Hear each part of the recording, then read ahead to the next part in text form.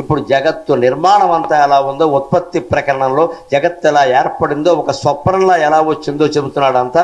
దాన్ని చూద్దాం.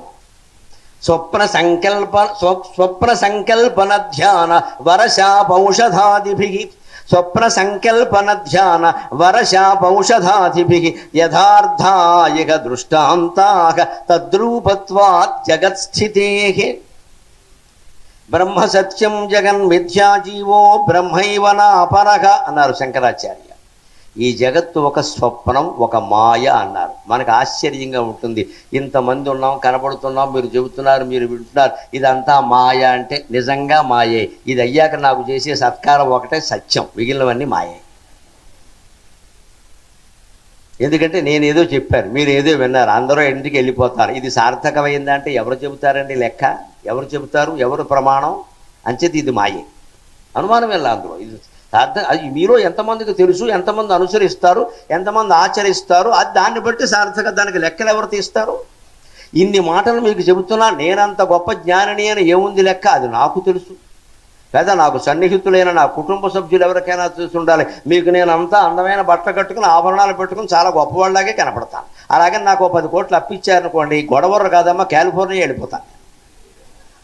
ఎందుకంటే ఈ వేషం చూసి ఇచ్చేస్తారు. ఇక్కడ ఆయనలో తేడా ఉండదండి, ఆయనలోనే ఉంటుందండి. జాగ్రత్తగా ఉండు. అప్పు ఇవ్వక, మాటలు నీకు నచ్చితే దండం పెట్టు. అప్పు ఎందుకు ఇస్తున్నావు? పని లేక. అప్పిస్తే నోటు రాయించుకో, ఏమిస్తామని అడుగు, తాకట్టు పెట్టించుకో. అది లేకపోవడం వల్ల ఆస్తులు నాశనమై. తమ్ముడికి అప్పిచ్చినా సరే కాగితం రాయించుకోమని చెప్పారు శాస్త్రం. ఎందుకంటే తమ్ముడు శాశ్వతం కాదు, అన్నగారు శాశ్వతం కాదు. ఇద్దరిలో ఎవరైనా పోతే ఆ భార్యని, మీ ఆయన మాకు బాక్యం ఉన్నాడంటే మా ఆయన నాకు చెప్పలేదు ఉంటుంది, అయిపోయా. శ్రీమద్ రమారమణ గోవింద. అదే కాగితం ఉంటే ఇదిగోనమ్మా కాగితం చూపిస్తాం. బావమరిది కప్పించినా సరే, తమ్ముడు కప్పించినా సరే కాగితం రాయించుకోవాల్సిందే. కాగితం ఎందుకు బావా? నా మీద నమ్మకం లేదు. నమ్మకం ఉండబట్టే కాగితం. నా మీద నమ్మకం లేదా రాసి అని చెప్పాలి, అంతే లౌక్యం. లక్షలు అప్పిస్తూ కాగితాలు లేకుండా ఎలా ఇచ్చేస్తామండి అమాయకంగా? ఏమిటో మావాడే కదా అనుకుందుకు వీల్లేదమ్మా. అందరూ మోసం చేస్తారు. డబ్బు చాలా చెడ్డది, ఖచ్చితంగా మనిషిని మార్చేస్తుంది. వ్యవహార జ్ఞానం ఉండవలసిందే. వ్యవహారంలో ఎంతసేపు ఇది మాయా అని తెలిస్తే నువ్వు ప్రశాంతంగా ఉంటావు. కానీ వ్యవహార జ్ఞానం అందరూ ఉందని అనుకుంటున్నారుగా. ఈ జగత్తు మాయ, జగత్తు స్వప్నం అని తెలియాలంటే కొన్ని ఉదాహరణలు చెబుతున్నాడు. స్వప్న సంకల్పన ధ్యాన వర శాప ఔషధాదిభిః. కలగన్నప్పుడు ఎప్పుడైనా సరే పొద్దున లేవగానే ఏ కళ వచ్చిందని ఆలోచించకండి దయచేసి. అది మంచి కళ, చెడ్డ కళ అనవసరం. కళ అంటేనే మాయ. మళ్ళీ అది మంచి చెడ్డ ఏమిటి అర్థం లేకుండా. కళ ఎలా వచ్చింది, కళ ఎవరు కన్నారు? నేను ఇక్కడ పడుకొని ఉండగా కళలో నా రూపం ఒకటి ఉంది, అది ఎవరు ధరించారు? ఆలోచించండి. మనమే. అంతేకాదు, మన కళలో ఒక ఆడవాళ్ళు వచ్చారు, మగవాళ్ళు వచ్చారు, చెట్లు వచ్చాయి, పుట్టలు వచ్చాయి, కుక్కలు వచ్చాయి. ఈ రూపాలన్నీ ఎవరు ధరించారు? ఆలోచిస్తే అర్థమవుతుంది. పడుకున్న జీవుడే ధరించాడు. మరి పడుకున్న ఒక జీవుడు పావుగంటలో కలకని చరాచర జీవరాశుల రూపాలన్నీ వాడే ధరించి, వాడి మాటలు వాడే రాసుకుని, కిందబడి మీదబడి ఓ పెద్ద నాటకాన్ని సృష్టించేసి తర్వాత పలవరించి ఆ కళలోంచి మెలకు వచ్చి బయటికి రావడం నిజమైనప్పుడు శ్రీమన్నారాయణమూర్తి క్షీరసాగరంలో పడుకుని ఈ విశ్వమంతటిని తానే సృష్టించి, తానే అందరి పాత్రలు ధరించి, తానే దేవతలై, తానే రాక్షసులై, తానే మానవులై, తానే లక్ష్మీదేవి అయి, తానే విష్ణుమూర్తి అయి, తానే భక్తుడు, తానే భగవంతుడై ఇది ఒక జగన్నాటకాన్ని సృష్టించి కలగంటున్నాడు అంటే పక్కా నిజం. ఇందులో అబద్ధాన్ని. ఆ ధోరణి ఉండాలి. నిరంతరం కళని విశ్లేషణ చెయ్యాలి. మంచి కళ, చెడ్డ కళ అని కాదు. కళ కన్నది ఎవరు? పడుకున్నవాడు పడుకునుండగా ఎవడికొచ్చింది కళ? మరి నేను కలగని 10 మంది జీవులను సృష్టించుకుని ఒక నాటకం ఆడుకుని బేరమని పలవరించడం నిజమైనప్పుడు భగవంతుడు కలగనడా? పరమాత్ముడు కన్న కలలు ప్రపంచములు నిద్రలోను కన్న కల నిక్కువగాదు కదా తలంపగన్ అని సాగర ఘోష కావ్యంలో రాశాను. ఇది దేవుడు కంటున్న కళ. ఇక్కడ మాట్లాడుతున్నది దేవుడే. ఈ మైక్ సెట్ దగ్గర కూర్చున్న దాన్ని నిర్వహణ చేస్తున్నది దేవుడే. ఆ వీడియో దగ్గర నుంచి దాన్ని రికార్డు చేస్తున్నది దేవుడే. ఆ మంచినీళ్ళు అందిస్తున్నది దేవుడే. ఈ మైకు దేవుడే, ఈ సింహాసనము దేవుడే, మీరు దేవుడే. సమస్తం విష్ణుమయం. ఇప్పుడు ఇందులో ఎవరికి అహంకారం ఉండే అవసరం లేదు. జడ పదార్థాలు కూడా దేవుడే. కదలడం గొప్ప లక్షణమైతే కదలకపోవడం కూడా గొప్ప లక్షణమే, గమనింతురుగాక. కదిలితేనే గొప్ప అనకండి, కదలకుండా ఉండడం ఇంకా గొప్ప లక్షణం. ఇప్పుడు మనం మాట్లాడుతుంటే ఈ సింహాసనం కదలడం లేదు, కొంపదీసి ఇది పైకి లేచింది అనుకోండి, నేను పారిపోతాను మీకంటే ముందు. ఇక్కడ ఏదో దెయ్యం ఉందని. సింహాసనం ఎందుకు లేస్తుందండి? జడ పదార్థంలాగే ఉండాలి. చైతన్యవంతుడైన మనిషి చైతన్యంలాగే ఉండాలి. ఇద్దరిలోనూ ఉన్నది అమ్మవారే. లలితా సహస్రం ప్రమాణం. చిచ్చక్తి చేతనారూప జడశక్తిర్జడాత్మిక. చిచ్చక్తి చేతనారూప, చైతన్యవంతమైన పదార్థాల్లో చైతన్యం రూపంలో ఉన్నది నువ్వే.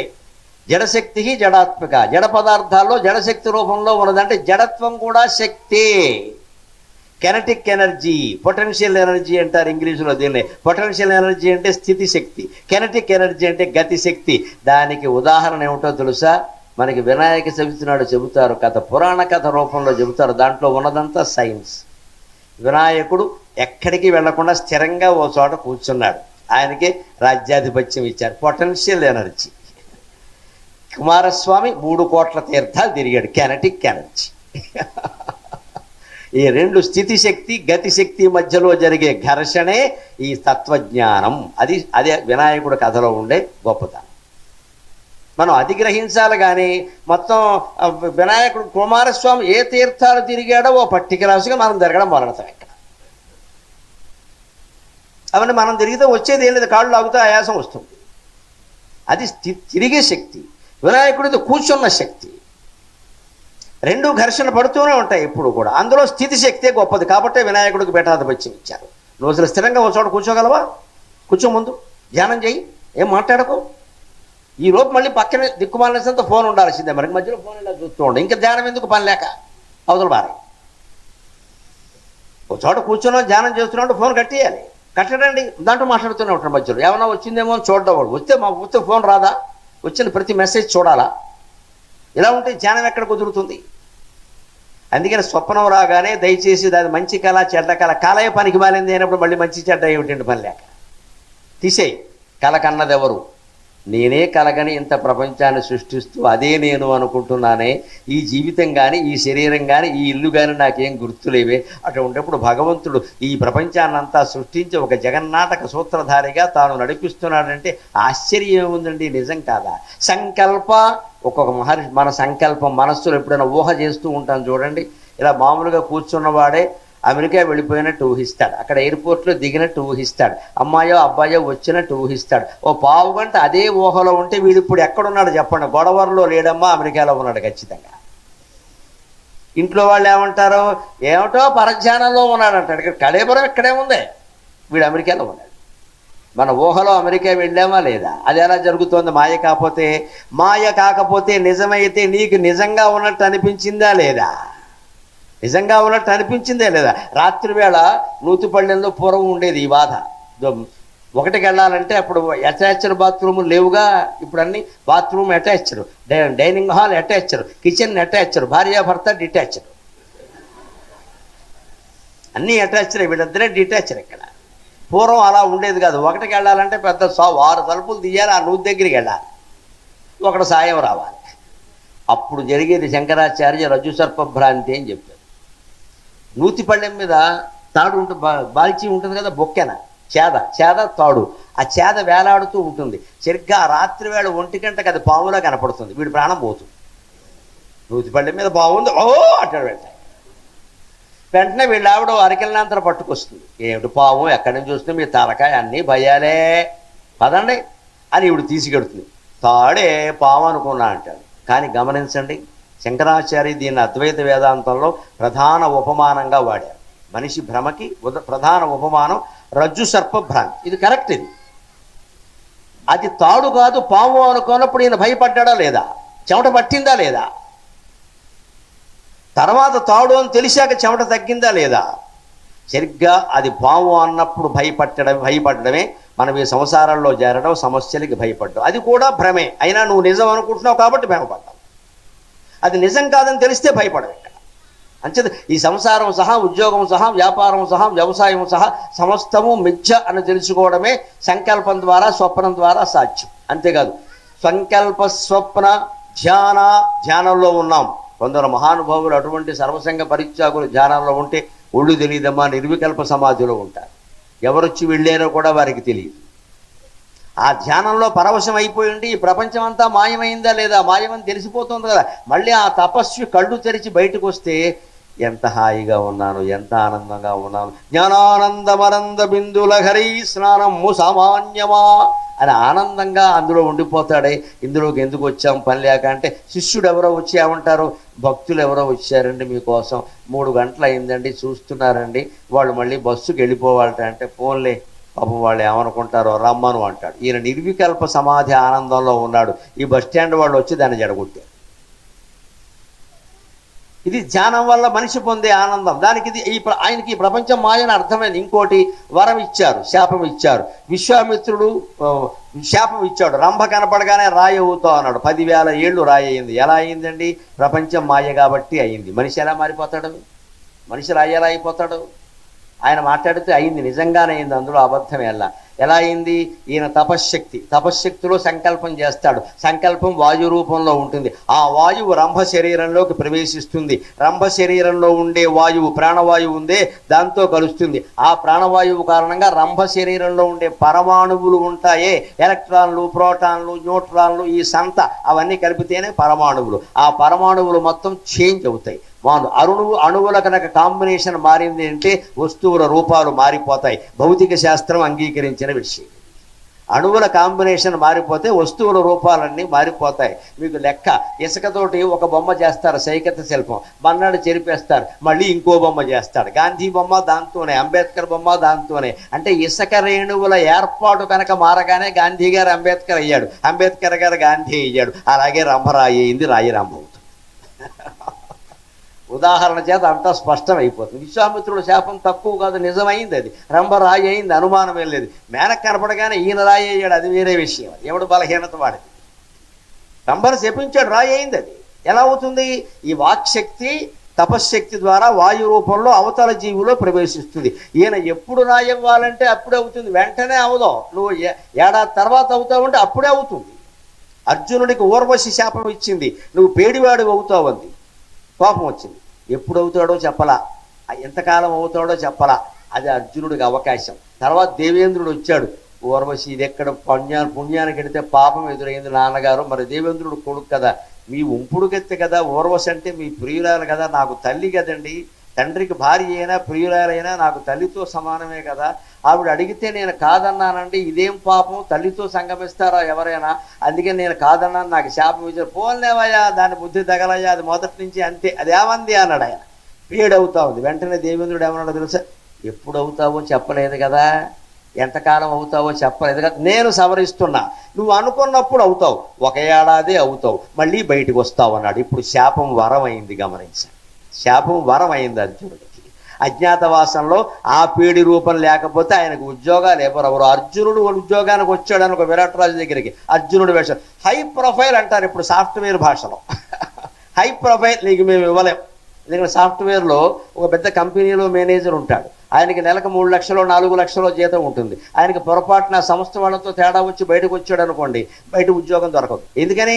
బాబు మీది బాగా పెద్ద పోస్ట్ అండి బాబు, 4 లక్షలు మేము ఎక్కడ ఇవ్వగలం అంటాడు. 6 నెలలు వీడు పడుకోవాలి. ఇక్కడ హై ప్రొఫైల్ ఉంటే ఇబ్బంది. నేను ఏ ఉద్యోగమైనా చేస్తానండి, వద్దండి బాబు కష్టం అంటాడు, భరించలేమంటాడు. అందుకే అర్జునుడి రూపంలో ఉంటే అర్జునుడికి ఉద్యోగం రాదు. అందుకని ఊర్వశి శాపం ఆయనకి వరమైంది, పేడిగా మారాడు. పేడి అనుకున్నారు, ఉద్యోగం ఇచ్చారు. ఏడాది తర్వాత మళ్ళీ పేడల్లా క్రీడయ్యాడు, మంచిదే కదా. వరం శాపం అయింది, శాపం వరమైంది. జగత్తు మాయ కాకపోతే ఇది సాధ్యం కాదు. ఏదైనా అవుతుంది, ఏదైనా అవుతుంది. ఇన్ని మాయలు చెయ్యగలిగిన అమ్మవారు మన ఒక్క సంసారాన్ని చక్కబెట్టలేదమ్మా, అంత కష్టమా? ఆవిడ మీద భారం వేసేసి నా మాట మీద నిశ్చింతగా ఉండండి, హాయిగా, ఊరికే చింతలు పెంచుకోకండి. ఆవిడ మీద భారం వేసాడు. అమ్మాయి పెళ్ళి ఆవిడే, అబ్బాయి పెళ్ళి ఆవిడే, వాళ్ళ పిల్లలు ఆవిడే, అన్నీ ఆవిడే మొత్తం. నీదే భారం అని చెప్పండి. నీవే తప్పని తప్పరం వెలుగ మన్నిం పన్గదే దీనుని అని అమ్మవారి మీద భారం వేసేస్తే ఆవిడ చూసుకున్నది. జగత్తులో 14 లోకాల్లో ఉండే కుటుంబాలన్నీ నిర్వహించుకునే భగవంతుడికి మన బోడి సంసారం ఓ లెక్క కాదు. దీని గురించి మనం ఎంత ఆలోచించేసి బీపీ తెచ్చుకోక్కర్లేదు. ఇక్కడ ఏ సమయానికి జరిగేది ఆ సమయానికి జరుగుతుంది. నువ్వు కాలం కోసం వేచి చూస్తూ నీ పని నువ్వు చేస్తే చాలు. సంబంధాలు చూడు, అది కూడా అమ్మవారి మీద వేసేసి చూడమంటే కుదరదు. ఆవిడ సంబంధాలు చూడాలి. ఒకటి కాదంటే పిల్ల కాదంటుంది, హక్కు ఉందండి. మనం 4 సంబంధాలు చూస్తామమ్మా, అమ్మాయికి నచ్చలేదు, నచ్చని పెళ్ళిళ్ళు చేయకూడదు, తప్పది, ఖచ్చితంగా దెబ్బతింటారు, చేయకూడదు. తల్లిదండ్రుల బాధ్యత. నచ్చే వరకు వెతకవలసిందే, అమ్మాయికైనా అబ్బాయికైనా. ఇంకా 10 సంబంధాలు చూసినా నచ్చట్లేదు అంటే తల్లి అమ్మాయిని వంటింట్లోకి పిలిచి ఏమిటే సంగతి అని స్మార్ట్ ఫోన్ చూస్తే అనేక విషయాలు తెలుస్తాయి. అప్పుడు అది ముడెట్టేయాలి, లేకపోతే ఊరుకోవాలి, వేరే దారి లేదు. అందుకే నచ్చట్లేదని చెబుతుంది. అందుకని స్వప్నాల వల్ల, సంకల్పాల వల్ల, ధ్యానాల వల్ల, వరశాపాల వల్ల, అలాగే ఔషధం. మందు బిళ్ళ ఎలా పనిచేస్తుందో ఎవరికి తెలుసండి? ఈ బిళ్ళ వేసుకోండి, వెంటనే పెయిన్ కిల్లర్ అదొకటి వచ్చింది ఈ మధ్యన. మనిషి కిల్లర్ తర్వాత, ముందు పెయిన్ కిల్లర్, తర్వాత మ్యాన్ కిల్లర్. పెయిన్ కిల్లర్ ఉంటుంది, అది కూడా పనిచేస్తుందమ్మా ఖచ్చితంగా. వేసుకుంటే పనిచేస్తుంది వెంటనే. అందుకే ఒక్క మాట చెబుతా, ప్రార్థన పెయిన్ కిల్లర్.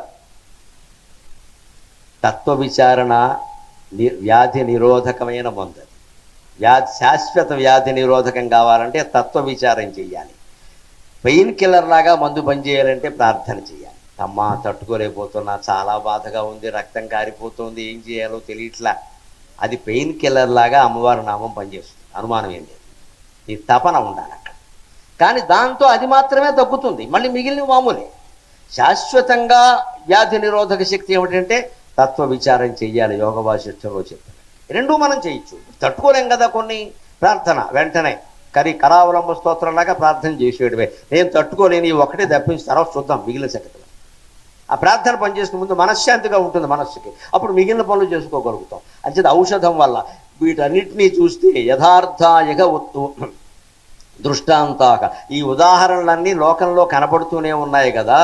తద్రూపత్వాత్ జగస్థితే, ఇవన్నీ నిజమవుతున్నాయి అంటే వరాలు, శాపాలు, స్వప్నాలు అన్నీ అర్థమైతే జగత్తు స్వప్నం అనే విషయం అర్థమైనట్టే అన్నాడు. అందుకే ఇవాళ ఒక కొత్త టెక్నాలజీ వచ్చింది, మీరు గమనించండి. యోగ వాసిష్ఠంలో చెప్పిన జగన్మాయ రుజువు అవుతుంది. వర్చువల్ రియాలిటీ అని ఒకటి వచ్చింది.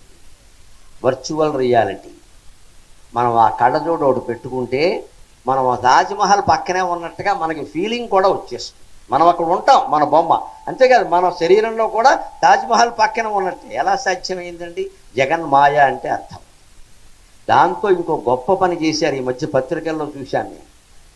కొంతమంది చిన్నపిల్లల్ని కోల్పోతారు, యువకులను కోల్పోతారు. కుమారుడు కుమార్తె ఎవరైనా, పెద్ద తల్లి తండ్రి ఎవరైనా వదిలిపెట్టి ఉండలేరు, వాళ్ళ జ్ఞాపకంలోనే ఉండిపోతారు. కొందరు నేను మర్చిపోలేకపోతున్నా అని అదే జ్ఞాపకంలో ఉంటారు. దానికి వీళ్ళు ఇప్పుడు వర్చువల్ రియాలిటీ ద్వారా సాధిస్తున్నది ఏమిటంటే, మనం పోగొట్టుకున్నటువంటి వ్యక్తిని మన కళ్ళ ముందు నిలబడతారండి. సైన్స్ అండ్ టెక్నాలజీ అంత గొప్పది, అంత గొప్పది. అది నమ్మి తీరాలి మనం. సైన్స్ అండ్ టెక్నాలజీ భగవంతుడికి వ్యతిరేకం కాదు, దయచేసి తెలుసుకోండి. సైన్స్ అనగానే భగవంతుడికి వ్యతిరేకం, భగవంతుడే పెద్ద సైన్స్, సైన్స్ కూడా భగవంతుడే. 3000 ఆవిష్కరణలు చేసిన ఐన్స్టీన్ని పట్టుకుని ఏమండి ఇన్ని కనిపెట్టారు, మీరు దేవుణ్ణి నమ్ముతారా అంటే ఆయన ఏమన్నాడో తెలుసా? మేము కనిపెట్టాం కానీ అక్కడ పెట్టింది వాడే కదండి అన్నాడు.